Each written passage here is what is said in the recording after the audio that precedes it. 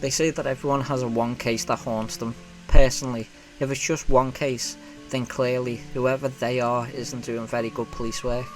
Being a detective is gritty and bleak. You aren't dealing with happy endings, you're dealing with the cold hard truth. Sure, every now and then, you'll get an easy case, the missing kid who just so happens to be at a friend's house, or the argument turned bad where bullets just happen to miss every vital organ. Open and shut, everyone goes home with a smile on their face, or at least the life they were given. But that's not the norm. Something you learn quickly from this job is how different we all are. Each person taking you down a wholly unique path, filled with their own challenges. Each time you try and understand the person you're dealing with. But most of the time, you never really do. Even if you solve a case, you've opened doors that can never be shut. And just like that, you're now involved in the lives of people that extend beyond the court date. Someone doesn't stop being dead after a guilty verdict. A woman doesn't stop crying after her abuser is sentenced. And a person doesn't stop being missing just because you moved on to another case. At the end of the day, if you can't cope with being haunted by what will eventually amount to a hell of a lot more than one case, then this isn't the job for you. That being said, when the case of a missing girl was casually dropped on my desk one rainy August afternoon, I was less than reluctant to make it a priority. "Don't ignore that one, Smith," the woman hovering above me said sternly with her finger firmly pressed down on the stack of paper. Detective Evelyn Josh had been hard on me from day one. I'm not quite sure what started our rivalry, but from the second we had our first conversation, I knew that she'd had a whole life of being hard arse. Naturally, being someone who likes to push people's buttons, it made her fun to mess with, which in turn forced her to push me harder. But this time around, I could tell she wasn't in any sort of mood to play. "Chief wants you on this case immediately. He said if you don't make progress with it, then he's coming for me, which means I'm coming for you." I looked at the paper on my desk and quickly thumbed through them, scratching at a short beard as I went. "Missing kid? Shit, okay. I see why he wants me on this, but why in the hell does he think I need a babysitter?" She shrugged. "Not sure. Chief was just really set on this thing getting looked at." As I started to skim the documents, I quickly realised there wasn't much to go on. Faye Mizuki was your typical 15-year-old girl. From what I saw, not much stood out, and that was the problem. All that we really had to go on was some interviews with known acquaintances, some known locations and statements from the family. This was odd. Why would a girl who lived an otherwise boring routine life just disappear? I didn't feel like she seemed like the type of girl to run away independently, so it appeared obvious one or two things was true. Everything we knew about her was wrong, or she was taken. It wasn't much to go on, but boiling down a disappearance to one of two scenarios immediately cut out many potential dead ends, and by the next day I planned to have it down to one. I could feel determination starting to fill my body. In response, I took a big gulp of the cold coffee sitting near my computer. As I began to furiously type away, I could feel inspiration starting to make the neurons in my brain fire like an old western shootout. Evelyn had seen me making this change before. As soon as she noticed me going into work mode, she turned away without a word and let me get down to brass tacks. I think I even caught what I thought was a slight smile as she let me do my thing. And in doing my thing, I found exactly what I was looking for. Absolutely nothing. Even when doing a deep dive into her immediate and extended family, there wasn't a single iota of noticeable information. These people were spotless. Not even so much as a traffic ticket to speak of. When I reviewed some of the documents I had been given in more detail, I noticed a trend in those interviewed. They had all come from the spots that Faye was known to frequent, but the same things said were practically the same. Quiet, polite, never stuck out from her group of girlfriends. If I didn't know any better, I'd think they didn't even know she existed. It almost seemed like they were just talking about some generic teenager. The only person who had slightly more to say was the owner of an Italian place. He mentioned that she and her family visited the restaurant a lot, and that Faye seemed really close to her parents. Unlike a typical teen, Faye engaged them. She wanted to have a close relationship with her folks and never took the opportunity to be out with them for granted by being on her phone. If only all kids felt like that, but I digress. Either way, this was all useful information. I had an idea of who Faye was. While I'd still do my due diligence on the facts, I knew what I was looking for. I was looking for the thing or person that stuck out from the bland list. However, I also knew I wasn't going to do that by talking to the people accustomed to seeing that side of it. By the next morning, I was drinking warm coffee in the office of her principal, Miss Thompson. I could immediately tell that Miss Thompson was a no-nonsense type of person. She came off as mean-spirited. Her sharp tongue betrayed the image of the short, almost sweet-looking old lady one could easily mistake her for. I already talked to the cops. I don't know why you're here, she said, waving me off. And I understand that, Miss Thompson, I started, but I'd just like to ask some follow-up questions if you don't mind. This must have offended her, because she stopped typing on her computer and gave me an "are you serious" type of look. I could tell through her dark lenses that she was rolling her eyes, and she made it a point to say her next words slowly. I don't know what happened. I know your people are slow, but that should be pretty straightforward. Being a black detective in a very non-black area, you always expect some people to treat you differently, but her bluntness caught me off guard. As much as I wanted to cuss her right out there and remind her that I don't give a damn that she's an educator because I'm still a cop, I knew I needed her information. I instead opted to smile and forced out a fake laugh. Look, I really don't want to take up much of your time. If you say you don't know anything about her disappearance, then fine, but surely you know if she's been into any trouble, maybe some kind of altercation with a teacher or classmate. To her credit, she actually stopped to think for a moment. Her history teacher, Mr. Berkeley, he's mentioned her name a couple of times, and I thought it was odd because she's never had any issues in any other class. Maybe he knows something. Bingo, a hint at a break from her norm. And when could I see him, I asked. If you come back at lunch, he should be in room 2105. She turned her attention back to her computer, her hand waved frantically towards the door, signifying that she'd done her part and set me in the right direction, and that I needed to leave her alone. I took the hint and walked towards the exit, but I couldn't help myself from stopping at the door. You know, I was always the fastest kid in my grade, though when you're in your 30s, I guess you're not as fast as you used to be. But I'd imagine that's something you figured out many decades ago. Tragic. And with that, I slipped out the door, only glancing back to see the look of pure anger she had plastered on her face.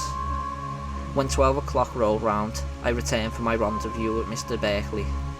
I strolled into the messy classroom and noticed a bald and shorter man tucked away behind his desk with a stack of papers neatly placed beside him. I waited for a moment by the door, but it wasn't until I intentionally cleared my throat to get his attention did he break from his work to look up at me. "Oh," he said, startled, jumping a bit in his seat. "I apologise, didn't see you there. You must be the arsehole detective I was told needed to talk to me." "Arsehole detective?" I chuckled. "Maybe Monday through Sunday, but other than that, I swear I'm the nicest guy in the world." He laughed, and the mood seemed to lift a bit. "What can I do for you, Detective, Smith? Detective Smith," I said, pulling out a chair from an nearby desk while opening up the notes app on my phone. "You're Faye Mizuki's history teacher, right? I'm assuming you've heard the news of her disappearance. Is there anything of note that you can tell me about her?" He thought for a moment. "No, not really. Faye is a pretty good student, does all her work, shows up on time, gets good grades." "All of that would seem to make her better than just a pretty good student, yeah? I hear from my sources that she's a straight A student, so surely she's better than that." He shrugged. "I suppose. Nothing major separates Faye from the great students, in my opinion." "Nothing major? Tell me about the minor stuff then." "Really just disciplinary stuff. She's very talkative in class, and I've had to have a few conversations with her about being disruptive. Everything I've read about her says that she's a quiet girl. Seems a little odd that she'd be a chatterbox in your class all of a sudden. Not that I don't believe you, but things change when your best friend is in your class." "Best friend? Do you have a name of this person?" "Yeah. Hannah Sterling, 16, blonde hair, freckles, green eyes. I think she swims with Faye on the water polo team." Interestingly enough, Hannah hadn't been mentioned in any of the reports I'd read. How could we have missed a best friend? I wanted to push further on this fact, but as a 50-year-old teacher, Mr. Berkeley didn't have much insight into the personal lives of these kids. "Hannah Sterling," I pushed. "From what I've come to understand, she's not someone that I know of to be in Faye's main group of friends, and yet they're constantly chatting it up." "They seem pretty friendly in class, that's all I can say," he said. "Whether or not they hang out outside of it isn't really my place of expertise, but I always assumed they were close." The well of information there was running dry. After a couple more questions, I thanked Mr. Berkeley for his help and proceeded to make my way back to the car. On my way out, I sent text messages to my officers back at the station to find me all the info they could on Hannah Sterling. I also asked them to check up on the people we had interviewed to see if they had recognised the name or the description.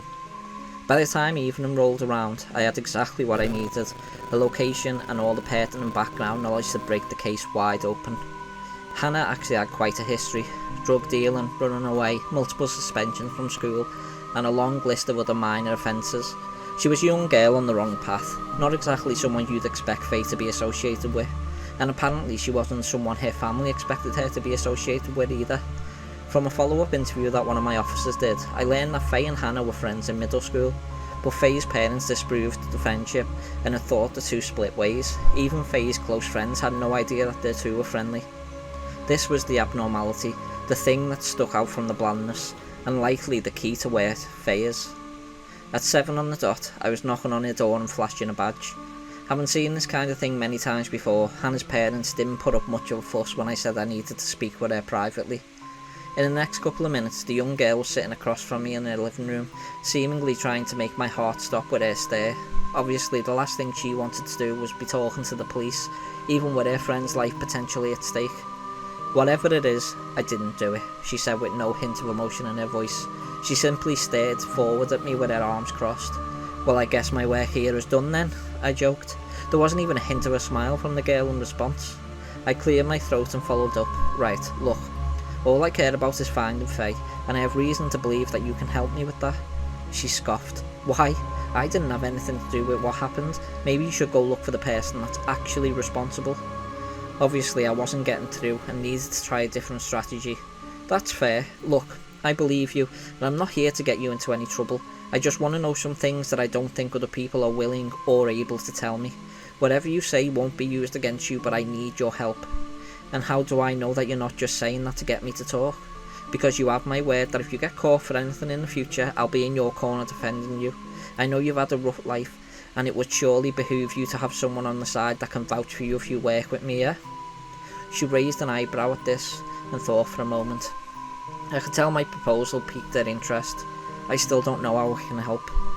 I quickly pulled out my notes app and replied, "All I need you to do is lead me down the right path. First, why don't Faye's parents know about you if you two are still friends?" She shrugged. "We don't really advertise our friendship. Faye is very much a goody-goody, and it would be bad for her image if we were seen hanging out, but I do really care about her and we have fun together." "So you'd say you make it work behind closed doors?" "I guess. We see each other on the weekends when she's not with her other friends, mostly in secret spots I know of around the area." "And where would those spots be?" A slight laugh escaped her, and I could see her body start to relax. "I'm definitely not telling you that, cop. Doesn't matter though, she wouldn't be there anyway. Faye is terrible with directions. Plus, she wouldn't have a reason to visit without me. Still though, a young person breaking from her boring life is exciting. I'd imagine she wasn't just hanging out. I think she would also be looking to you for other new things into her life. I mean, she started smoking and drinking a little bit recently." "Really? You're underage girls? Where on earth are you getting the drugs from?" "We comes from a lot of places," she said with a slight smile. "Can't say exactly. The alcohol is usually bought by this guy we've been smoking with." A third player in all this, I whispered to myself. I leaned in for more details and asked, "A guy you've been smoking with? Where did you meet him and what's his name?" "We just know some of the same people. I think his name is like Walter something. 17, tall, pale skin, dark circles under his eyes, like he hadn't slept well in weeks. I think he goes to one of the schools around here." "Did he and Faye talk a lot?" "Faye talked about him a little bit to me, and I thought there was some chemistry there, but nothing I really ever looked into." After about half hour more of asking standard questions and exchanging phone numbers, I left with my mind made up. The threads were leading me to this Walter kid. Something in my gut told me he knew exactly where Faye was, and one way or another, I was going to get that information out of him. The next day in the office was a mad rush of writing reports and trying to do my research on just who this kid could be, but just going off of a name and a vague description wasn't enough. There wasn't anything in our databanks that helped me, and I was afraid I'd have to go through every kid with a first name beginning with W in the area. Frustrated, I decided to step outside and take a break, but before I reached the door, I bumped into Detective Josh. "Smith," she said a little too forcefully, "how's your case coming along? It's been a couple of days, and you know what they say about 48 hours. You're not slacking, are you?" I shook my head and threw my hands up. "I'm making progress. I think I'm close to it. There's just one little detail to solve, and after that I'm off to the races." She leaned against the wall and sipped her coffee. "Oh, and what's that?" "Some kid named Walter something. 17, tall, pale skin, dark hair, circles under his eyes. Apparently he's from the area, but I have no idea where to find this guy." She thought for a moment and snapped her fingers. Without a word, she ran off. A couple of minutes later, she came back and motioned for me to follow. A couple of the officers were sitting around the computer with a picture pulled up of a rather rough-looking young boy. "This the guy you're looking for, detective?" the younger of the two officers asked in distinct New York accent. We've had some calls about him before. He's run away from home a couple of times. We've had to bring him back. Nothing else on the rap sheet though. Walter Crane is his full name. Hoping it was who I was looking for, I snapped a picture of the boy and sent it to Hannah. Within minutes I had a response confirming that it was indeed the same kid. My eyes grew wide reading her text. Immediately I grabbed the address for Walter's school from the guys at the computer and bolted out the front door, shouting that I owed them big on the way out. I made the drive from the station to the school in record time. In what felt like seconds, I went from demanding that the principal grab Walter to sitting down with the kid in a private room. Right off the bat I could tell he was nervous. I didn't even have to say Faye's name for him to know precisely why we were sitting across from each other. Without saying a word, I wanted him to know that I was sizing him up, but it was apparent I didn't have to do much to intimidate him. It was like Hannah said, it looked like he hadn't slept in weeks. He was skinny, smelled like cigarettes and struggled to make eye contact. But even beyond that, his general unkempt look, loose-fitting clothes and pale skin belied a kid that was obviously struggling with something pretty serious. No visible bruises to indicate that there was abuse, but that didn't mean there wasn't any going on. Either way, something was deeply wrong. I don't know why I'm here, he eked out. I wasn't in the mood for games. Look kid, a girl is missing and I have reason to believe that you know something. Why me? I sighed. Tell me, you know Hannah Sterling. Don't lie either. I've talked to enough people to know the truth here, and I swear it's gonna look awful for you if you start jerking me around. He fell for the bluff. Okay, she sold me drugs. What kind of drugs? I demanded. Just weed, he replied softly. Did you ever smoke weed with Hannah? Sometimes, yeah, why? Was there anybody else there, and if so, what was their name? Yeah, a girl named Faye. Bingo. Did you ever talk to Faye outside of smoking with Hannah? He started to choke up. His hand twitched for a moment, and I could see he was debating whether or not to come clean. I realised I might have been pushing too hard and pulled back the intensity a bit. Look, Walter, I know this is hard, and I don't want you to worry about getting into trouble or anything. I leaned in closer and put my hand on his shoulder. But right now, I don't care about any of the other stuff. I just need to find out where Faye is. Please help me do that. He shook his head. You don't understand. You won't believe me. I leaned back in my chair and took on a softer tone. Try me. Start from the beginning. He took a deep inhale before a slow exhale and nodded. I've been dealing with some stuff. No, something. This thing has kept me up for the past couple of months. I've been really scared. It said it'd take me to its home, just like it took other people unless I gave it something to take my place. It visited me every night. I knew it was getting closer and closer to taking me. It reminded me every damn day of what it wanted. I started buying weed from Hannah to help me sleep, and that's where I met Faye. She's a really nice girl, just really naive. I could tell that she liked me a bit, and I used that. I'm so sorry that I did, but I needed someone to take my place. I told her I knew a cool spot we could hang out at. So I drove her out there, and that's where you'll find her, at its home. I promise I didn't hurt her, but you have to see. None of this made any damn sense to me. I couldn't tell if Walter was admitting to murder, maybe with an accomplice, or if he was hinting at something else entirely. I mustn't have noticed how long I was in my own thoughts while taking notes, because before I knew it the kid was rocking back and forth, crying about how sorry he was. I tried calming him down, but to no avail. The best I could do was wait until his panic attack was over, but even then he profusely stated how he never hurt Faye and that he was just doing what he could to survive. The kid was spooked out of his mind, and suddenly his appearance made more sense. This was caused by stress, and a hell of a lot of it. Eventually, I managed to get an address for the place and got all of Walter's contact info, telling him I'd be in touch. On the way out, I took a few minutes to try and convince the principal that she should send Walter home for the day. For whatever happened, he was a teenage boy under a lot of stress. I had no qualms about bringing him to justice if and when the time came, but I also felt sympathy for whatever he was going through.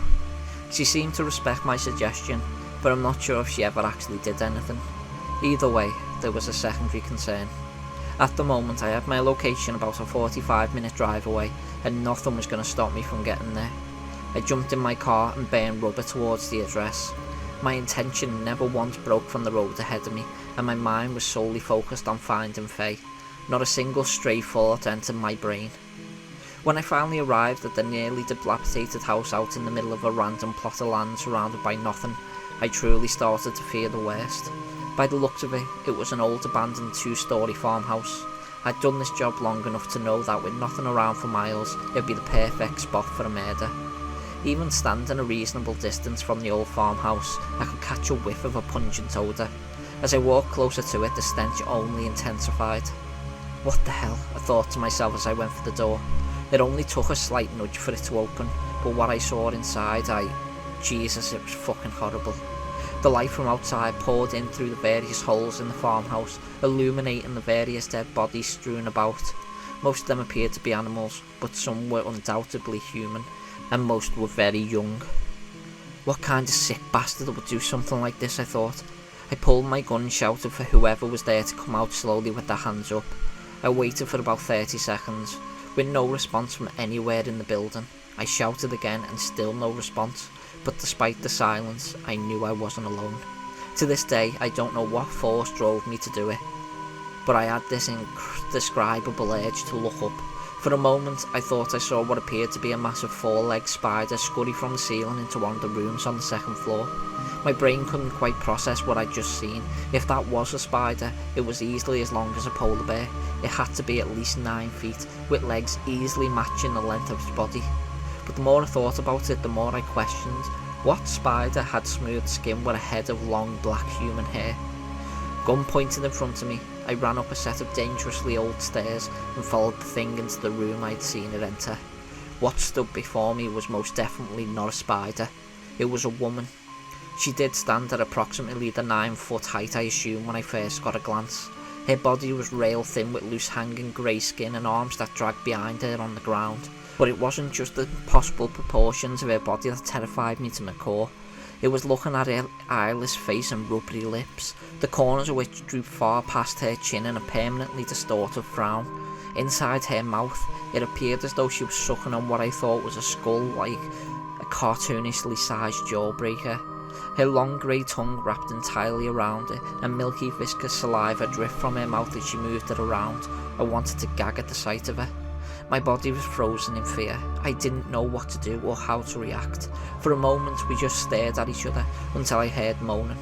My eyes darted from the monster of a woman to the source of the sound.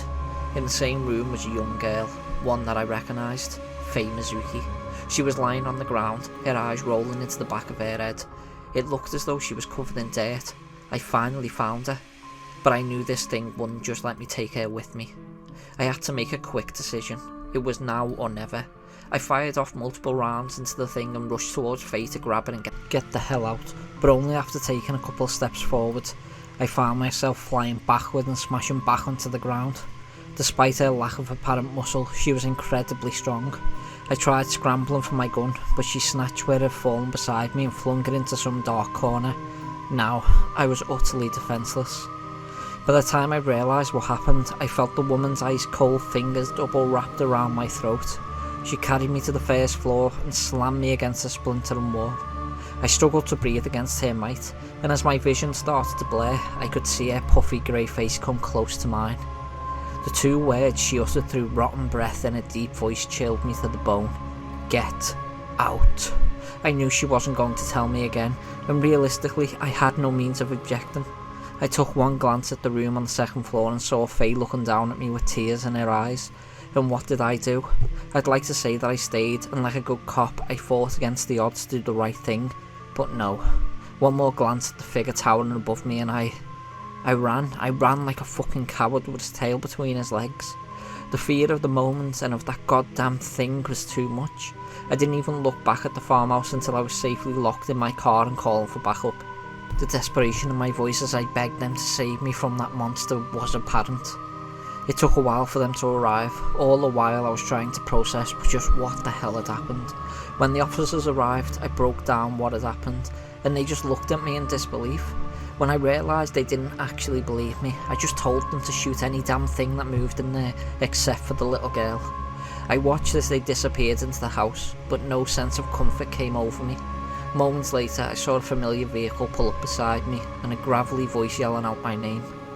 Turning to the large figure behind me, I asked, "Chief, what are you doing here?" He fumbled in his pockets for a bit, and then pulled out a lighter and a cigarette, setting the tip ablaze as he answered, I wanted to see this one through personally. You look like shit, Smith. What the hell happened? Flashbacks of a horrible thing crossed my mind, and I shook my head, repulsed at the thoughts. I found the girl and something else. Look, everything will be in my report tomorrow, but when the officers kill whatever the hell is in there, you need to see it with your own eyes. He stared at me for a moment, puffing on a cigarette. I couldn't read him. All I knew is that look on his face wasn't disbelief, but something else entirely. Pity, maybe? I'll never know.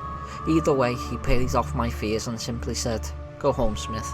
We'll handle things from here. You've worked hard on the case and it looks like you've been beaten up a bit. Detective Joss will be on the scene soon to tie up loose ends." I was shocked and found myself speaking at a little louder of a tone than I had expected. What? No, I have to see this thing through. I have to make sure she's okay. The look in his eyes implicated that he wasn't going to argue with me. No, Smith, you're going home. We will take care of everything. You have my word. I wanted to fight it. I wanted to scream and yell that this was bullshit, but I knew my place and I knew I didn't have any standing to force the issue. Reluctantly, I got in my car and drove home mad at the world. That night was awful. I couldn't stop thinking about that monster I'd come face to face with, or the conversation with Walter that now made complete sense. The thing was hunting him, and it was smart enough to get him to sacrifice someone else in his place. I wouldn't be able to sleep either if I knew that thing was coming for me. Hell, it probably explained him running away too. He was probably trying to get as far away from it as possible. Still, he knew he'd never succeed, until either it took him or until it took someone else. But why? Why not just take the kid? Why did it matter who it was if it was just hungry? Did it just like to fuck with people? Did it have some kind of sick mind that matched its even sicker appearance? I wish I knew. The next day, I tried to keep a sense of normality. My morning was fine, albeit I scared myself a couple of times thinking that lady had found itself in my house. I threw myself into my work the next day, finishing my report in record time. I wanted to hand it to the chief personally, in part so that I could ask him about what went down the previous day, but in response he simply asked me to close and lock the door behind him. "Sit down, Smith," he said calmly, and I did. "Look, I appreciate you doing the work you did. You're a damn fine cop, damn fine, but here's what's going to happen. I know you, you're an honest guy. You want to do things the right way, and your report is going to reflect that, isn't it?" Yes, I replied cautiously. "I respect that, but this report on my desk doesn't exist." He pulled out a stack of papers from his desk. "This is actually the report you emailed me today and handed to me in person. It says that you talked to the Walter kid. He told you that Faye had tried some new drugs, found a spot to use them in, being killed by an unknown assailant, and that the farmhouse she was using had been burned down, likely by a homeless squatter on accident. That sounds more realistic, doesn't it?"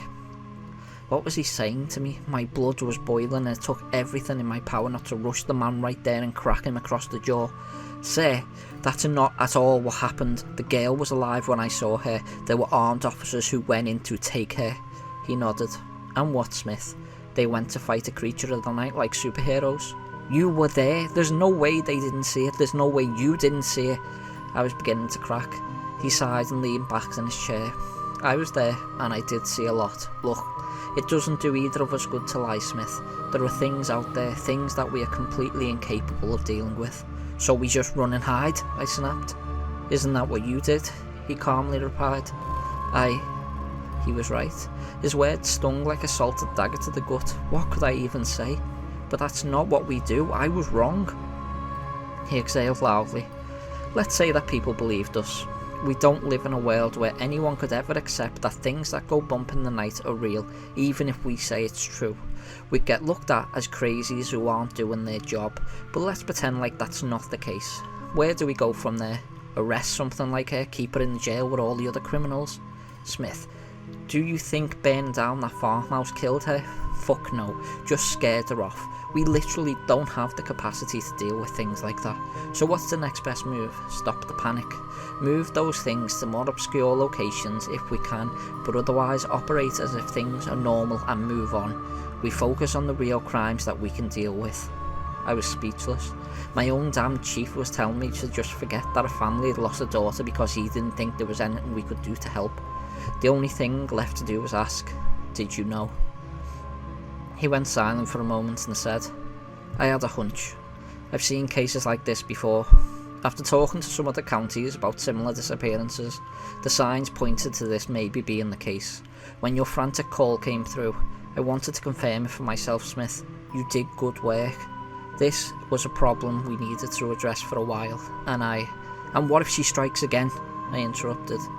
Then we figure something else out, I suppose. Look, you're going to be on some easy cases for a while. You've earned the break, and I don't want you seeing anything else traumatic, even by normal standards, for a while. But I'm demanding that you play ball on this one. Just trust me. Without saying a word, I nodded and walked out. I never said a peep to anyone. I never even spoke about it to the officers that I knew were there. Little did I know, I would eventually become a trusted person in these type of cases. Someone good enough to investigate and trustworthy enough not to say anything. It was hard to live with, knowing the truly messed up and outright terrifying parts of our world. The creatures we live with daily do horrible things, while the people sworn to protect us just stand by and do nothing. It was a significant source of conflict and eventually led to me leaving. But these stories will always stick with me, forever burned into my memory as genuinely defining moments in my life. When the time comes, I'll share more of these tales, but for now, just remember, when you hear something go bump in the night, don't think for a second that it can't reach out and drag you away. Stay safe, everyone.